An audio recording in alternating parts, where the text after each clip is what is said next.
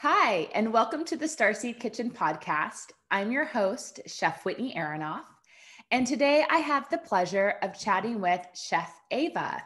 Chef Ava is a nurturer and natural beautifier at heart. Inspired by her family roots in hospitality, her love for food and community was born.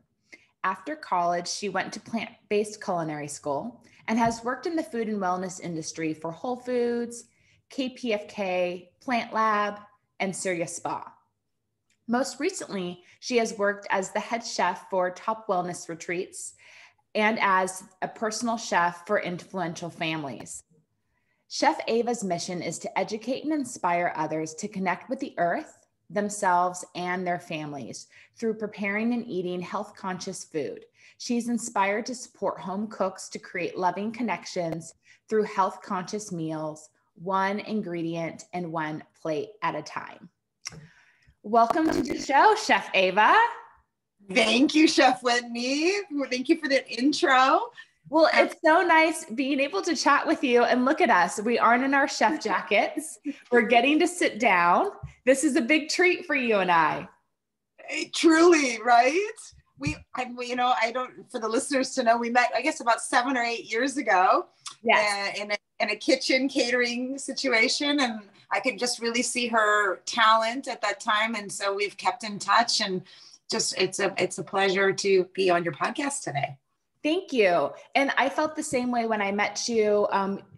Chef Ava and I were catering at a wedding, and when the moment that she walked in, I just felt there was another like-minded chef, but then one that I also saw that was really going to be going places in her career. I could see, I think like she could see in me that we wouldn't just be prep chefs at a wedding for the rest of our life. When you meet people that are like-minded in your industry, it's really important to trade information and keep in contact. And Chef Ava helped save the day a few months ago when I was catering a large event for about 30 chiropractors and health practitioners. And I really needed another chef to come in and help cook with me. And she did, and I'm so grateful. And she brought the energy and the mindfulness to preparing the food that I look for when I cook with other people. And so it's just been a really nice connection, and I'm so grateful to be working with you and to know you and to also follow your chef adventures. Thank you. Likewise. And I think that's one thing for the listeners to know, that like both of us are so health conscious. It's like we're serious. And that what I love watching you, in that environment is that the techniques are really important. And I think a lot of people get daunted by the techniques, and that takes time. But behind the techniques is that energy of wanting to infuse the health, the wellness, the love. And we're very aware as chefs, and I wanted to convey that too, to like the home chefs and the listeners, is that it's the energy really, not to be so daunted in the kitchen, but it's the energy behind it that really people feel first and taste that sets you apart. Yeah. So I think I'm really glad you brought that up. So a few things that Chef Ava and I did when we prepared a lunch and a dinner for 30 wellness practitioners. We're in somebody else's kitchen. We're in an Airbnb kitchen. So although we bring our knives and we bring a lot of our own equipment, we can't bring everything at home, but we still want to be able to provide the same health supportive food. So for instance, one thing that I did is I soaked the rice, because I like to soak the rice. Ideally you soak your grains for 7-8 hours or overnight. But of course we didn't have a proper sieve or colander to strain the rice after we soaked it, but Chef Ava figured it out.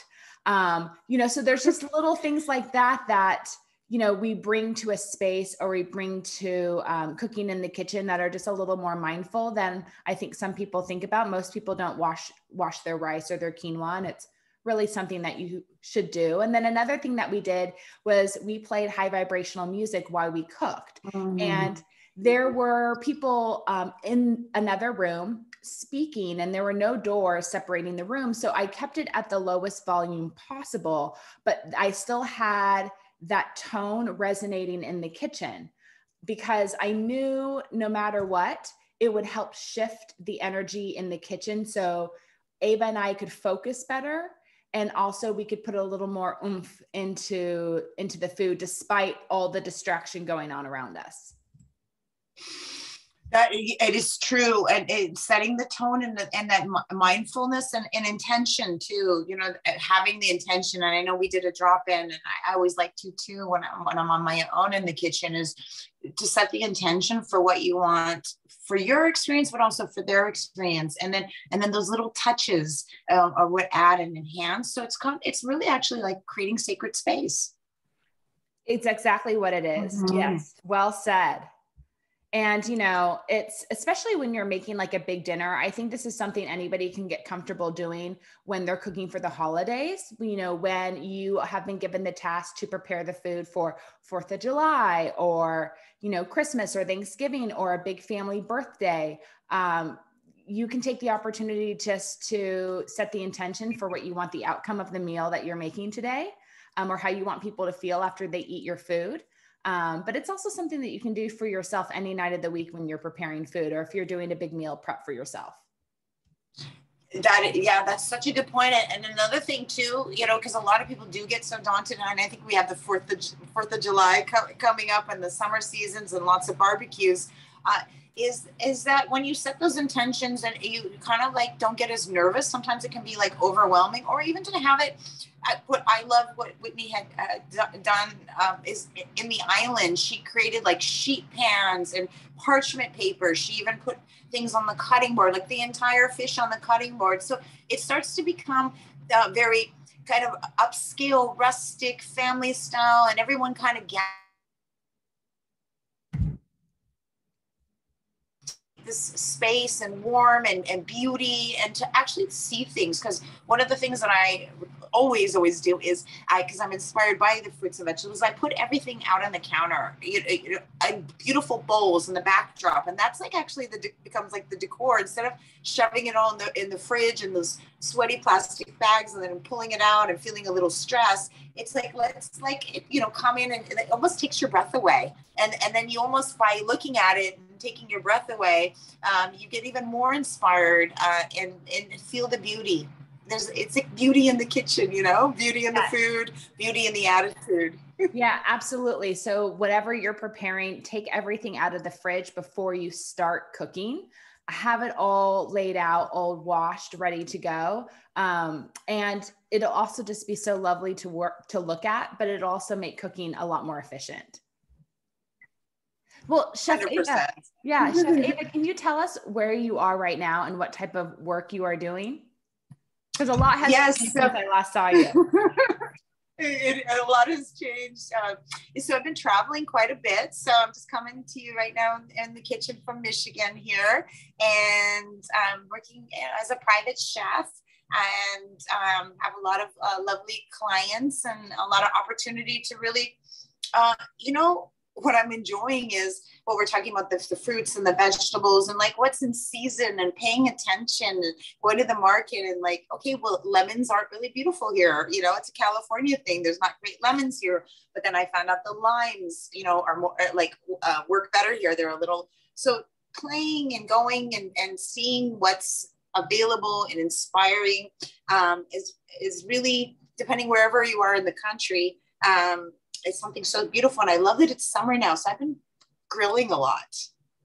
And so I grilled some peaches and nectarine, and I made the salad I put the peaches in the salad, but then I also blended it and made a dressing. And the dressing was like next level, because you had this roasted peach flavor. And then over here we have the corn. So grill the gorgeous corn, and then you can just like cut it off into those beautiful wedges and put it right into the salad. Gorgeous presentation. Again, a rustic, and it's something that other, you know, the family members can get involved in too. So that's what I'm excited about this summer in Michigan, and traveling about. I might be in Colorado pretty soon as well. Yeah. And then you're going to be heading down to Florida, where you're going to have access to locally grown tropical fruits. Like, goodness, you're getting completely different produce everywhere you go in the US in one season. It's really interesting. It's fascinating. And I'm fascinated by Mother Nature on so many levels. And that's the thing is too, you know, I know we have a lot of plant-based background, and we use a lot of, you and I, fruits and vegetables. And it used to be like, you know, I think that's the message. It's like the side attraction. I'll have a few veggies or something to that effect, but really, and I know you also cook this way, it's like showcasing it as the forefront. It's the beauty, and then maybe the protein goes on top, but actually the vegetables are the showcase, and the colors. I know you did that gorgeous radish salad. Where you sliced it thin, and then you put the sprinkling, the feta cheese on top, and it just was like a cascade of beauty. Yeah, absolutely. And then I think a lot of people are intimidated by radishes because they are a natural bitter. But if you cut them very, very thin, and the best way to do it is on a mandolin, it helps kind of cut that radish bite. So you get the beauty, you get the benefits of eating a bitter, but it's not as overwhelming. It's so true. You know, and also too, a little tip with radishes, which I'll do, even if your blood sugar level's low and you pop a radish in your mouth, it levels you out right away. And I know sometimes people come home maybe after work and they're really hungry and they reach in the fridge for something naughty. Try a radish, give it a moment and see what happens. I will, because, you know, in France, a traditional afternoon snack for kids is a radish with butter. And I did not know that. So that's really interesting. I will try that radish trick. And that makes sense too, because, you know, the butter, which, you know, I use a lot of ghee, which is very grounding. That makes sense that you're calming your blood sugar and your nervous system. Yeah. Because the fats, the butter. And I know you wanted to ask me a little bit about the Ayurvedic cooking, right? Because we both work with ghee a lot. Yes. Yes. Well, I want to learn first, as well as the listeners learn, how did you become a personal chef? Okay, yes. You know, I grew up in the family of hospitality. My dad was in the hotel business. We always had these dinner parties. So sort of like the foundation. And then I really kind of had a life pop moment, sparkle moment where I decided I wanted to be a chef. And I really, you know, hadn't had any training at the time. It was the family training. And so I knocked on the door of a restaurant and I started there. So I worked in the restaurant business first to learn the techniques. And then I realized, you know, I have a natural nurturing background, that the private arena was going to be a better place, as well as retreats. So it's the opportunity then to do what we were talking about in the beginning of the show, of like infusing the intentions and the health and the wellness and the love into the food. So that's how I got my first start. And the first place that I actually ended up with was as a retreat center, which was part private chef and then also the guests. And that's where I really got the opportunity to learn both skills. And then I was offered at that time, the lady that I worked for said, you know, I really can see your talent. And she sort of surprised me and paid for me to go to culinary school. So I feel really blessed. That's amazing. Yeah. It's kind of like that magic of like, you just kind of like to make a decision to do something in your life and you don't know how it's going to like unfold, but just trusting, you know, that like everything, gifts will come your way. And it's been that way. How did you decide what culinary school to go to? Because there's so many out there. You know, it was a gift for me. So that's how I did. And she really cared about the plant-based. And so that gave me that foundation to have that knowledge. And I'm so grateful. Got it. Did you do Matthew Kenny's PlantLab? Is that where yes. you went in LA? That's where I went. Nice. That's a great spot, but also like very unique and very focused in, you know, an artistic expression of plant-based food. Super unique. Super unique. His style of plating is so gorgeous with lots of edible flowers. So its plating is art. So I love that. And then the sprinkles. And I sometimes I think of like little fairies on the plate, and like, if it just was plucked from Mother Nature, how would it just like, you know, be delicate on the plate as well. And I used to actually work as a florist. So it's this combination now of the floral design ends up on the plate. Yeah. So when I was in culinary school at the Natural Gourmet Institute in New York, one of my teachers who had gone to my same culinary school, she was actually taking Matthew Kenny's PlantLab online course because she wanted to learn new techniques of plating and a little bit more of the modern creativity of using plants and fruits to create food. So, just a great reminder that you can go to culinary school more than once, because you're always going to learn something new wherever you go. Just like one of the best things you can do is go and work in a restaurant for a few months or a year, because you will learn so much. It might not be the way you want to live your life. It's definitely high stress, but you learn so much. I that's such a good point. If I were to coach someone that came and they were in the teenagers, young 20s, if I had to do it all over again, I would go, and I knew that I wanted to do that at this time. I would have gone somewhere like France or Italy or Spain, and just humbled yourself and got into a kitchen and just learned, because there's so much to learn. I would say that if I studied every single day until the day I pass, I still will not know everything about food. Absolutely. The library is so big. And I feel the same exact way. If I could be 21 graduating from college again, I would move to some part of Europe and work in a restaurant for the summer season. And then I would move to a different part of Europe for the fall and winter season. It'd be such an incredible way to learn. But you have to be in a place where you're comfortable being humbled and living that type of lifestyle. And it's just a lot easier when you're in your 20s. So if you are listening to this, and you are really curious about food, even like for me, what really got me into it is I just wanted to know more about how the food is being prepared that's being presented to me at a restaurant, because I wanted to figure out how to order more health supportive food, or I just wanted to know how it was made. So go work in a restaurant if you can. It's so worth it. You'll learn so much. You'll make great connections. But there's just life skills that you pick up when you work in a restaurant that you just can't get any other way. It's the truth. It really is the truth. And another thing that I like to do is also go to really restaurants that inspire you, or maybe a chef that inspires you, and look at the plating, look at the quality of the food. I like to even close my eyes and try to differentiate the nuances of the flavors on my own. So because this is your library, and it takes years, honestly, and I know you know this, to develop this, right? And to know the nuances and different flavors, because then once you get this library sophisticated, then you can just, when you're in the kitchen, you can pull things and you just know that those two harmonize together. Or your creativity is I know this flavor, but I think this one would go to match this together, and it would just create a unique edge that I would have never known. And it comes from that base of trying and trying and trying. That creates mastery. Well said. That makes me think of something that I actually need to do more is when I go out to eat, I need to get more comfortable ordering things that I normally wouldn't. So I can try new flavor profiles. I can see new plating. I can get new ideas. So thank you for that. You're welcome. Yeah. And that's why I also love having chef friends, or even if you're listening to this and you have friends that are foodies, I mean, just to get together and talk and have these conversations, it opens up ideas and different things that you might try, or play, or networking that you might do, or books that you might read.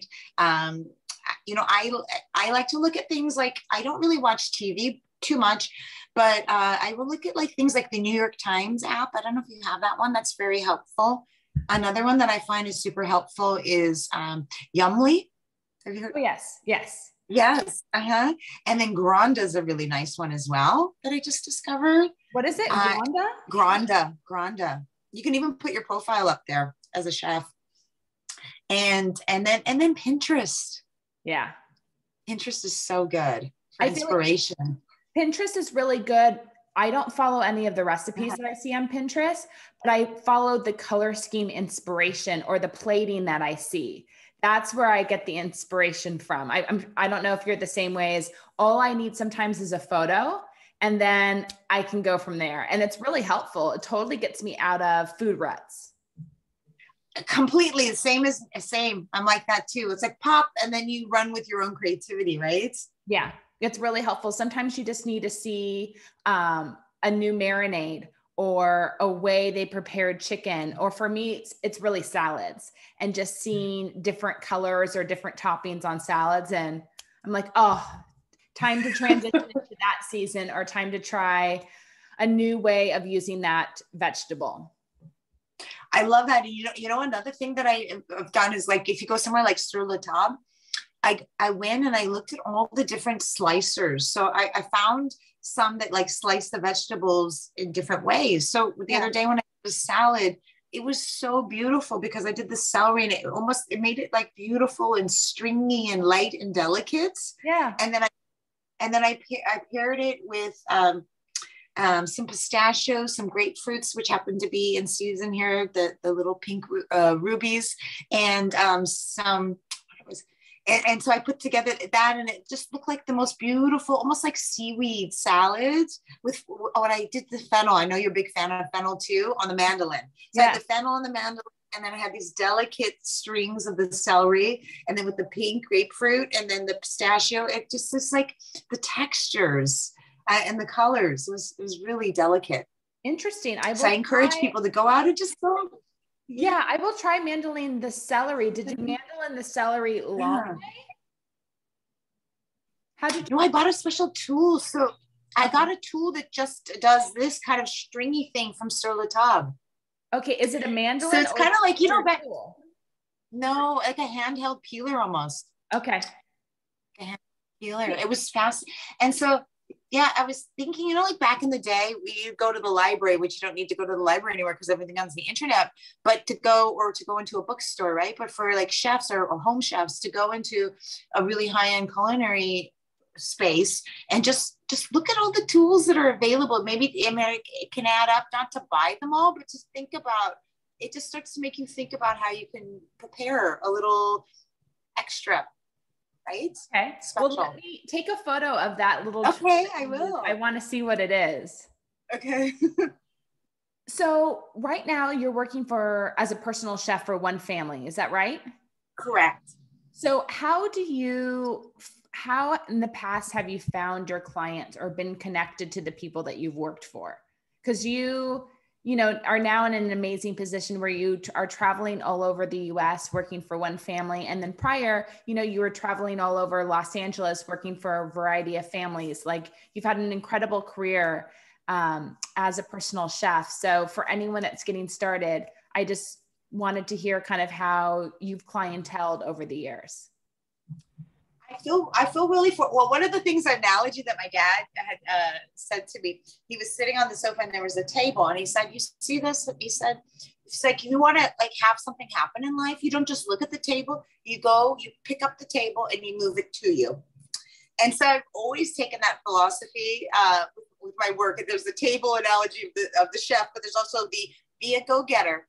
I would go to agencies. I wouldn't just send a resume and hope they call. I would go, dress up, knock on the door, even if they didn't expect me, and show up. So then when they call me, they know me now, right? So it's more personable. So I've really spent years creating personal connections.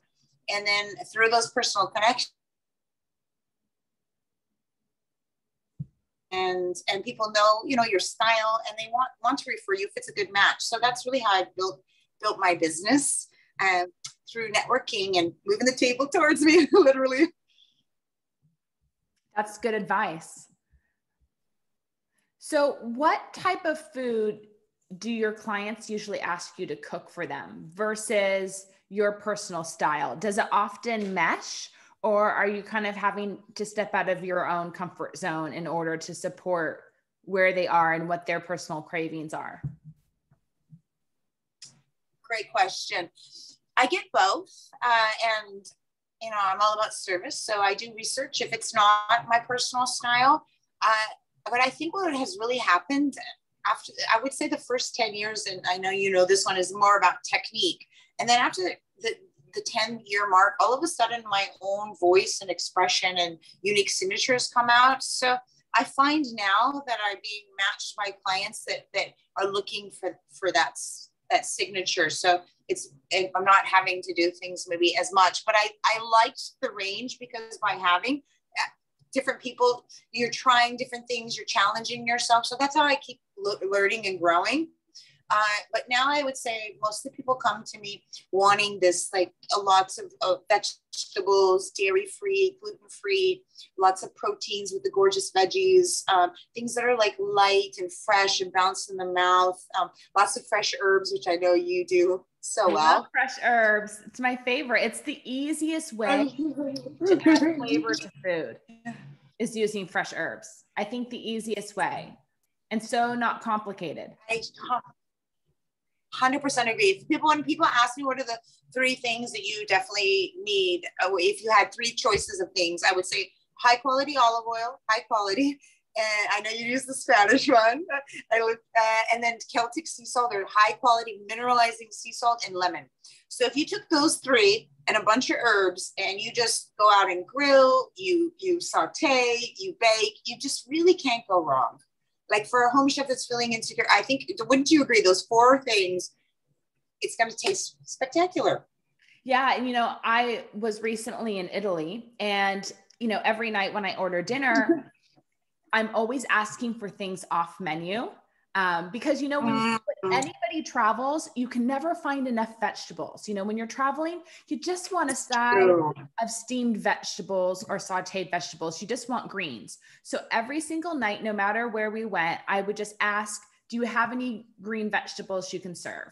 And they would usually serve like a broccoli rabe, a chard, an escarole, some sort of green item that had been blanched in salty water and then sauteed with olive oil.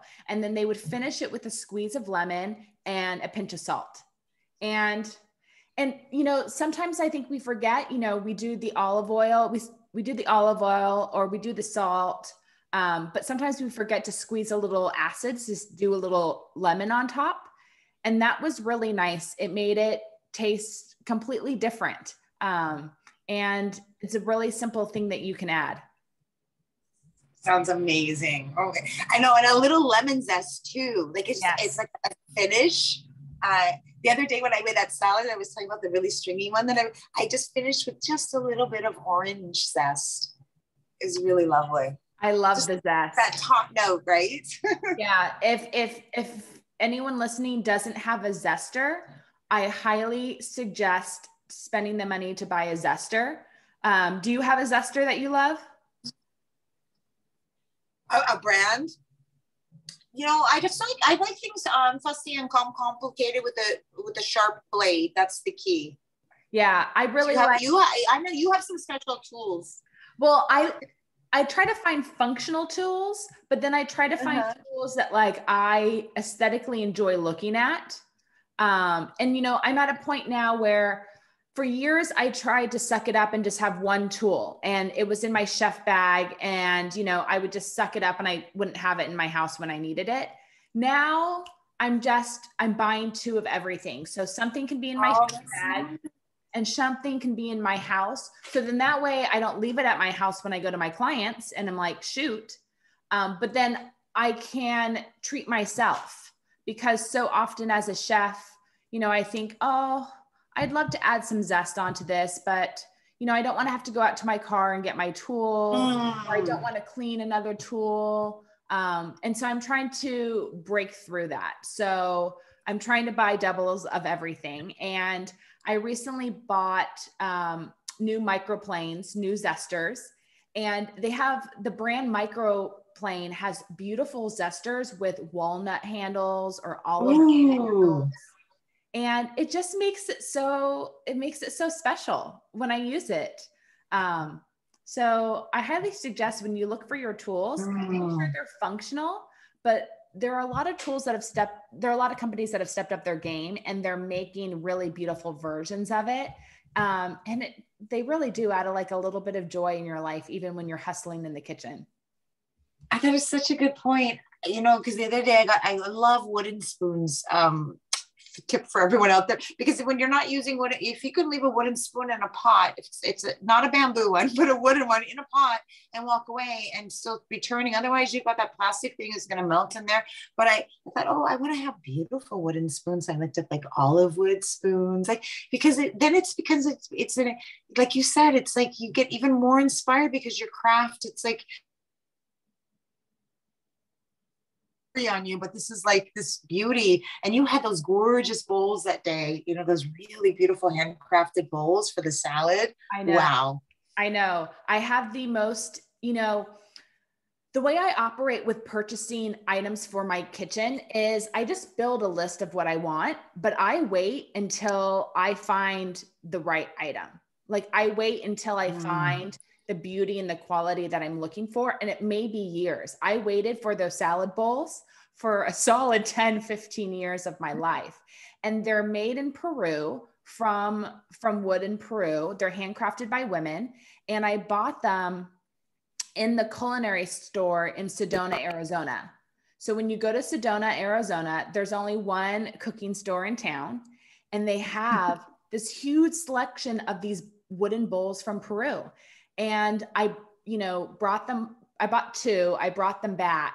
My parents came over and saw them, and they called the place in Sedona and ordered the bowls. They're like, you know, these are so beautiful. We've never seen salad bowls like this. And what makes them so special is how you can present and serve them. And I even got some smaller ones that I can just eat in, but it's really worthwhile to take the time to consciously choose the equipment you bring into your kitchen, because the little things should bring you joy.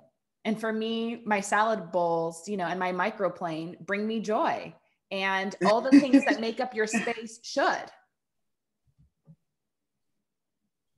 It's true, you know, because food, the quality of the food, it's like someone that loves wine, let's say, right, you know, or tea. Like if you go to have tea in a plastic cup, it just doesn't taste the same as it does in China, right? So, or a wine glass in plastic, or a beautiful glass thing, and you're holding it, it's like that, it's part of the experience. So we don't want to miss the full experience, and just sort of, yes, I love that the tools of the kitchen are part of your artwork.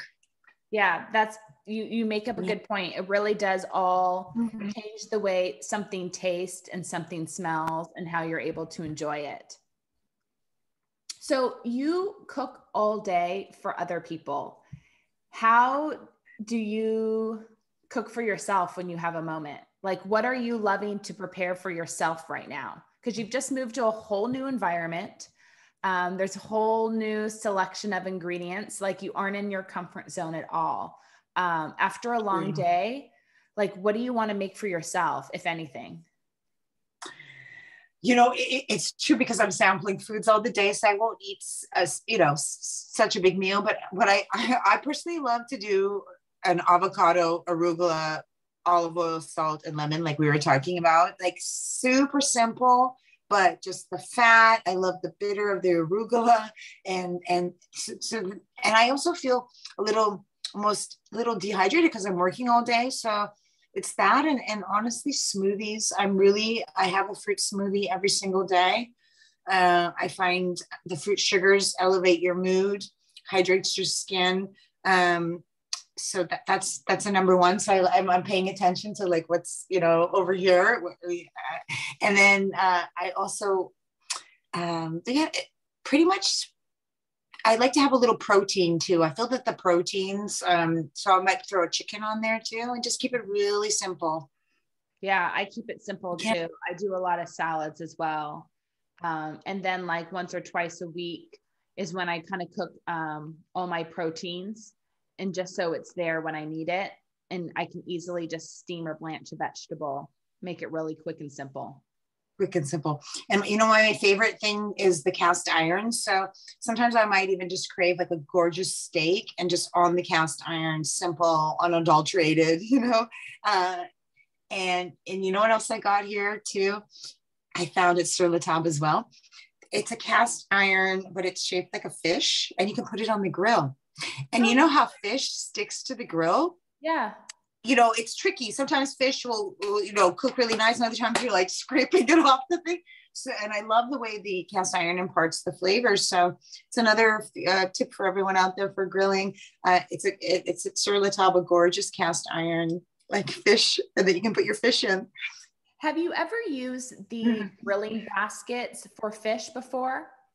No. I haven't either. And sometimes when I travel in Europe, you know, I see them take the whole fish and they put it in a grilling basket that allows them to flip it back and forth. So on both sides. And then that way the fish is in this basket. It's not fully on the grill. So it's not going to stick to the grill. I've never, obviously I don't own one. I've never tried it, but I've always been curious as a way to cook whole grilled fish. Yeah, I'm going to look into that because I'm doing that a lot. And I loved the presentation that you had when you did the whole, she puts out the whole fish. It's so beautiful. Then with like a little knife on the side and Thank you. Thank you. I love serving family style because, you know, maybe it's as a woman or as a picky eater, I just want to be able to choose what I want on my plate. And I kind of know how much I want of each. So it's so lovely to be able to serve yourself, choose exactly what you want. But then, so I like serving family style for that purpose, for the people that are picky and want to be able to choose exactly what they want. But I also love serving it because then everyone gets to see the beauty of the food. You know, obviously we always try to plate food, so it's beautiful, but it's sometimes so much nicer when you can see it all together. Yeah, I 100% agree. It really took my breath away, honestly. I think I have a picture of it on my phone. And that's a great point too, because, you know, a lot of times for dinner parties, and I even question, I've tried them all. And, you know, you get that where some people it's not enough, but like a lot of times it's a good point because people will only eat, you spent all that money and all that time, and then maybe only eat half of the fish. So to have people get what they want makes sense. Yeah. So, you know, it all depends on, you know, the style of the party or the meal that you are wanting to have, whatever that vibe is that you're going for. But I always prefer a family style setting, whether it's on the table or setting all the food up in the kitchen. I always think it's quite nice. What are you doing these days? Yeah, you really have that one down. Yeah. What are you doing these days? What are your clients asking for? Are they asking for a plated dinner? Are they asking for family style? What do they like?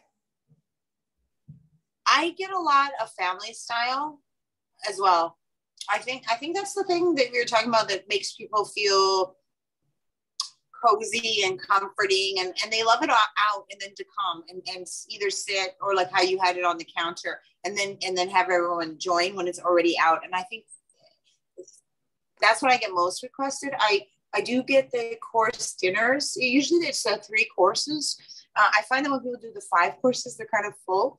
So 3 courses I get a lot of, and I like that. And you probably do too. The artistic part of it is like you get to have tighter plating and really think about the composition. But those are not as much as the family style. I know, but even when I do the plated dinners, the 3 courses, I can't help but put extra food on the table. It's like, because I love the feeling when I'm a guest at a dinner party of the bounty of food. So I can't help but put additional vegetable sides on the table in case anybody wants a little bit more to help themselves. I just think it's a nice touch. So I struggle to stick with just the tight, small 3 courses. I always want to give more. That makes sense. I you know, and I think that's part of being like almost like kitchen goddesses of abundance, right? You want to like come in and feel like there's so much, just like Mother Earth, right? There's so plenitude. So it just makes sense. And then, you know, you can be in those tight situations where someone who's finished their plate, they're actually still hungry, right? Absolutely. So I'm doing all those extra sides on the table for that person. Because nobody wants to be that person. Right. So I would love to touch briefly, throughout your personal chef experience, you've had all these other amazing jobs. And one is you worked as a chef at an Ayurvedic spa, which I think is so cool, so unique. What does a chef do at an Ayurvedic spa? It's really, it's fascinating. Everything is cooked. So even if you're going to have fruit, that's the concept, is like all warming for the body. The fruit is also cooked. So what became really exciting was actually roasting pears or apples in the oven with the roasted vegetables. So then it would start to impart this gorgeous flavor. So you may have sweet potatoes and yams, and then the Japanese potato, and then all of a sudden you have a pear in there. And so it just brighten things, and it surprises people.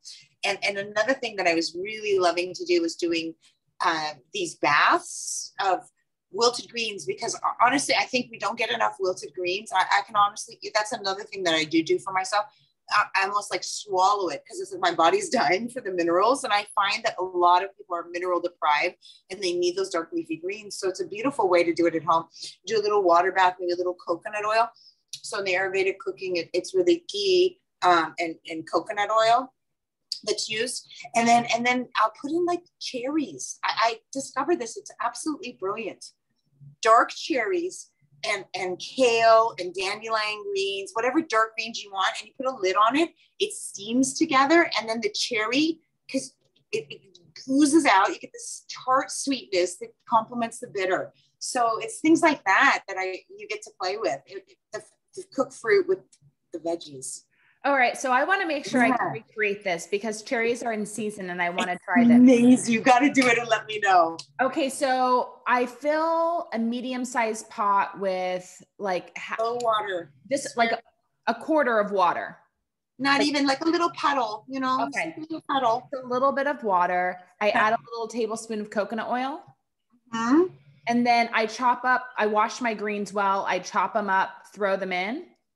I probably would maybe do the cherries first. Okay, cherries first.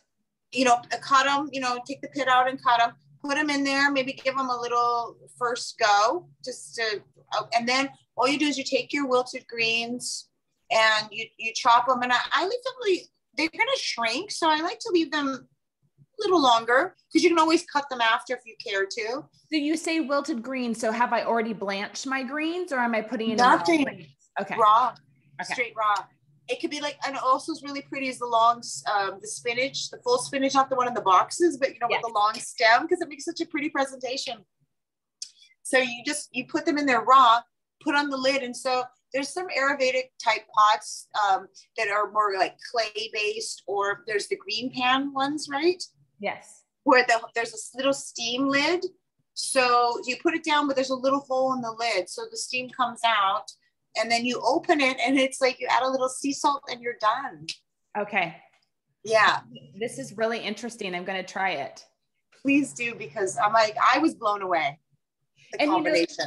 This would actually pair really well with a steak, because cherries are a great combo with steak, especially for anyone that's suffering with gout. Cherries are like the go-to for people that suffer with gout. But it's a great combination. So to get your greens, the cherry, it almost becomes like a little sauce side for a piece of steak. So this sounds really good.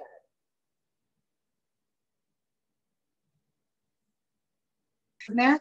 And then what else I was playing with too is like you could also take dried fruit too in Ayurvedic. So you might take some dried apricot or even a little date too. If you just add like even half a date in there too, the medjool date, actually add that with the cherry, just a little medjool date. It'll add another level of sweetness into the steaming. So I might take like the apricots and dates, and then I might take any kind of nut. So it could be an almond or pistachio, and I'll just give that a little saute in the coconut oil or the ghee. And then you could use that also on top of your vegetables or on top of your wilted greens. And it tastes so lovely. And it gives like these like little bejeweled dazzle to your food as well. So when you worked at the spa, were you working on Ayurvedic recipes that they already had there? Were you having to come to the table with new recipes? How were you supporting the kitchen there? So there's something in Ayurvedic where it's called a panchakarma. So it's like a cleanse that can be done 3, 7, or even 21 days. So on that cleanse, you would have khichdi. And so there was the standard of the khichdi, which is rice and mung beans and a few vegetables that's almost cooked like a porridge. And you might put in some veggie, like some carrots or zucchini or veggies in there. And then there's also the mung bean dal. And that's also a standard too. So between those two, those happen every day on the cleanse. And the idea with the mung beans is because it goes right through the system, so it helps broom and sweep the system, so you can cleanse things out. And then really it was all the vegetables. So it was really beautiful.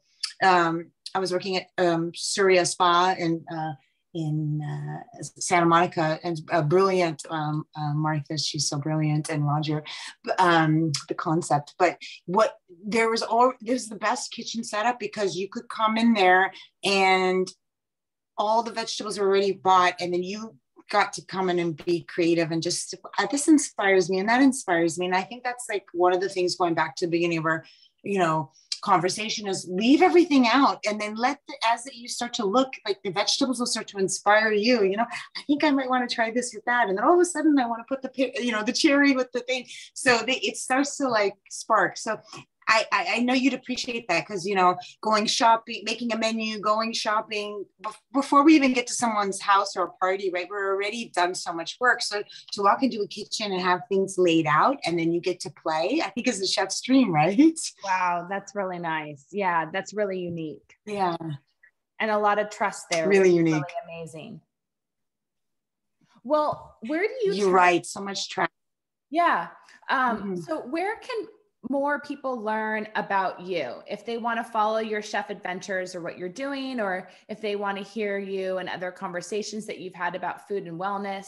Where can people get in touch with you and learn more about you and follow your adventures? Thank you. Well, I think probably in my stories is where maybe I put the most adventures, on my Instagram page, which is AVA5TAR.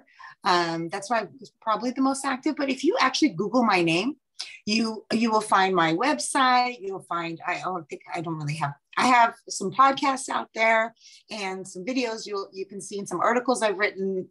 So if you just put in Ava Malazian on Google, there's a lot that comes up. All right, perfect. And one thing I love to ask my guests, if there's one health or wellness thought, practice, technique that the guest could, or the person listening could consider adding into their life, what's one suggestion that you may have that they can consider, starting right now for better health or wellness? A green juice every day. Yeah. And I would either a smoothie or a juice. I prefer a smoothie over a juice because you get the fiber. So, but what I've also been playing with is actually a green mineralizing soup. Had that for dinner last night. Insane. And so if you can get your greens every single day, you will notice your inflammation change, your blood glow, and you're cleaning out your blood. So I would say, a green a day. That's it. Yeah. And what you just suggested is in such a hydrating way. So I agree with that. That sounds good. Well, thank you so much for your time today, for being a guest on the Starseed Kitchen podcast. And I'm just so grateful to know you and have had a chance to work with you. And I really hope that we get in the kitchen again together. Yeah, me too. I have so much respect for you and your work. And I know you're already like accomplished so much, but I'm like excited to just be on this journey together and watch you keep rising. Too. Yeah. So here's hoping somebody listening would like us to cook in the kitchen together and let us know you, because we have a lot of fun together. And I just know that there's so many more good meals in us that we need to get out there to people. So thank you again for your time. Thank you. And I really look forward to seeing what you're cooking in Michigan and Aspen and Florida this summer and this fall. So definitely follow Chef Ava on Instagram. She has a lot up her sleeve for the next season. So I'm excited to see where you go and what you create. Thank you. All right. Talk to you soon. Okay, bye.